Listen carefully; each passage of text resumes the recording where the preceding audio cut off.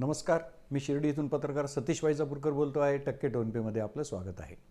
साळवीर ते अहिल्यानगर हा national highway कॉन्क्रिटीकरण केलं जाईल.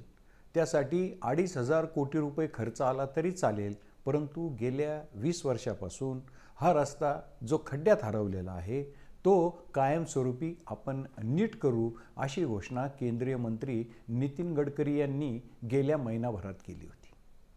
परंतु ही घोषणा मित्रांनो हवेत विरली आहे.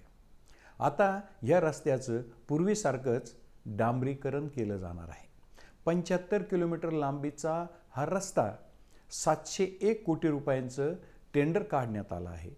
आपल्या सर्वांच्या दृष्टीने सुदैवाची बाब एवढीच की या रस्त्याची पुढील 10 वर्षाची देखभाल जो या रस्त्याचं काम करील त्या ठेकेदार कंपनीने करायची आहे अशी अट घालण्यात आल्यामुळे या कामासाठी 14 चांगल्या ठेकेदारांनी निविदा भरल्या आहेत, टेंडर भरले आहेत असं समजतं. चांगल्या या नावाखाली आपण अंडरलाईन करूया, कारण या रस्त्यावरून आजवर 5 ठेकेदार पळून गेले. 20 वर्षापासून रस्ता खड्ड्यात आहे. आता वाहतुकीचा वारंवार खोळंबा आणि प्रवाशांच्या नागरिकांच्या जीवाशी खेळ सुरू आहे. रोज कुणी ना कुणी या रस्ते अपघातात ठार होतो आहे. गेल्या 20 वर्षात अनेक कुटुंब उद्ध्वस्त झाली आहे, कारण घरातली करती माणसं या अपघातात बळी पडल्यामुळे या कुटुंबापुढे उदरनिर्वाहाचाच प्रश्न निर्माण झाला आहे.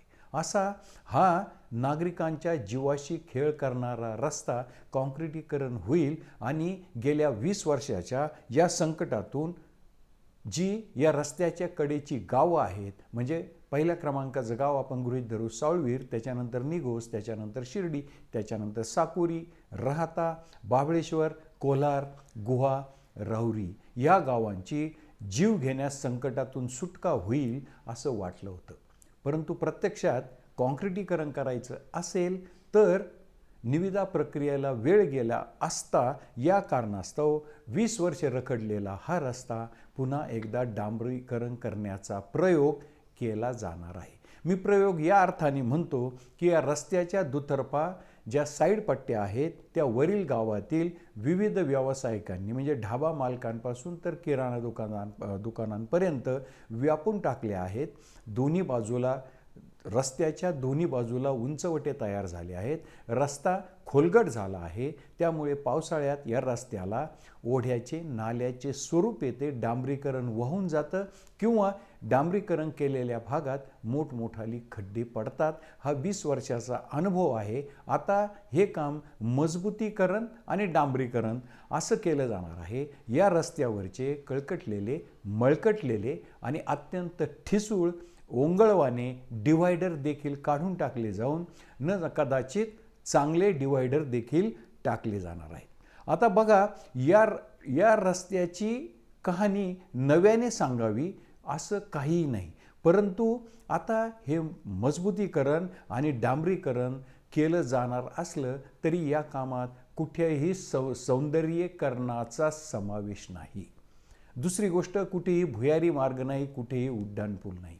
त्यामुळे वाहतुकीचा खोळंबा ठरलेला असणार आहे. दोन्ही बाजूचे उंचवटे निघून गेले नाही. रस्ता जर साईड पट्ट्यांच्या तुलनेत, आजूबाजूच्या दुकानांच्या तुलनेत जर वर उचलला गेला नाही तर पहिले पाढे 55 होतील.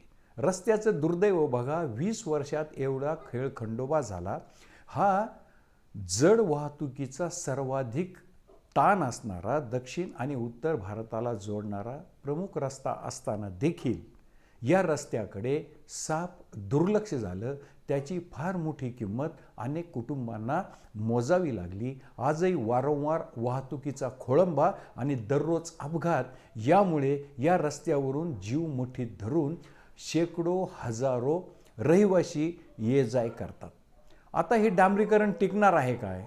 आणि गेल्या 20 वर्षात एवढा सगळा खेळखंडोबा होऊन देखील या रस्त्याचा प्रकल्प अहवाल देखील अद्याप तयार करण्यात आलेला नव्हता. तो या टेंडरमध्ये तयार करण्यात आलेला आहे. पुढील 2 वर्षात या रस्त्याचं काम करायचं आहे, होणार आहे, पूर्ण व्हावं अशी टेंडरमध्ये अपेक्षा व्यक्त करण्यात आली आहे. आजवर 5 ठेकेदार पळून गेले. 6व्याचं काय होणार हे आता लवकरच कळेल. पण निराशा एवढीच की आता काँक्रिटीकरण नाही, पुन्हा एकदा या रस्त्याच्या नशिबी डांबरीकरण आलेलं आहे. याबाबत मी जे विश्लेषण केलं, मी जी माहिती दिली ती आपणास आवडली असेल तर माझं टक्के टोनपे हे चॅनल सबस्क्राईब करा, लाईक करा, शेअर करा. जय हिंद, जय महाराष्ट्र.